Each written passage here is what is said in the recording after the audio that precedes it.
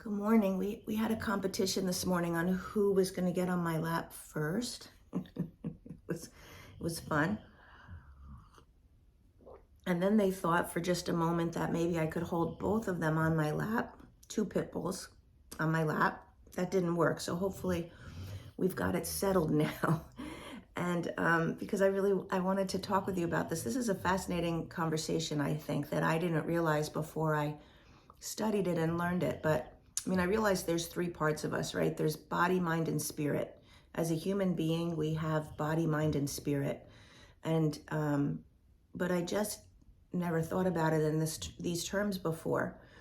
Each of those parts of us uses a different language to communicate with us and with each other.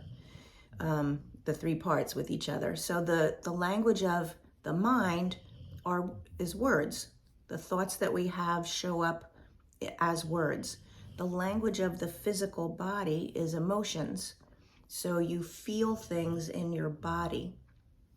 You have a thought, you experience something, you have thoughts about it, which generate emotions. The emotions actually get generated in different organs, which is why emotions are associated with different organs, but they actually get generated.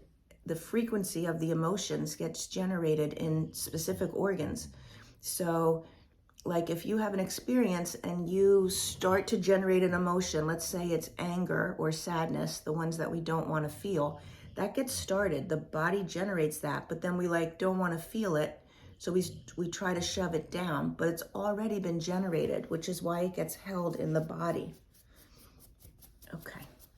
So, okay, buddy. So that's the language of the body. The body also tells us through symptoms that we're feeling when something's off. I'll go back to that in a minute. But that's the role of the physical body. And then the spirit, your spiritual heart, not your pumping heart, but your spiritual heart is, the language of that is images, memories. So everything that ever happened to you, even being born, happened to you, your brain recognized that and saw it, and it gets stored. We have an amazing computerized system. Computers were actually modeled after our system, right?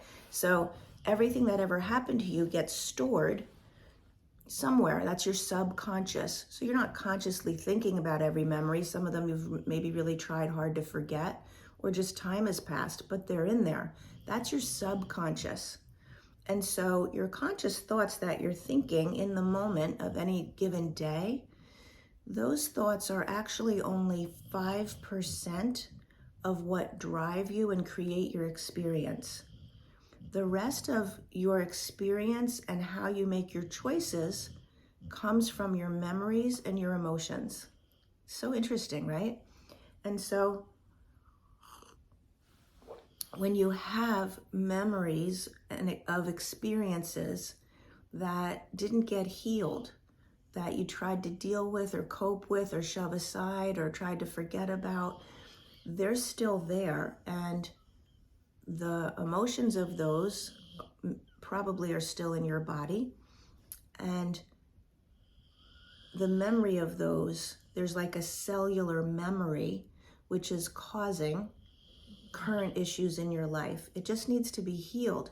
And you don't have to remember it to heal it. I think that's what's so interesting, and people get really afraid of remembering memories. You don't have to, but you just have to get your body, mind, and spirit back into alignment, because you're over here with your conscious thoughts, and your body and your spirit are in two other places saying, hey, you didn't pay attention to this. Hey, you need to address this. Hey, this needs to be healed. And that's in the subconscious. What I said I would come back to is the physical body. So its language is emotions, and then it communicates with you through your symptoms. So not symptoms that you can attribute to an event, like you fall, you hurt your leg, you have pain in your leg, and then that heals. But the chronic type of symptoms that don't go away, the chronic illnesses that you can accumulate, Those are all your body telling you there's something that needs to be addressed.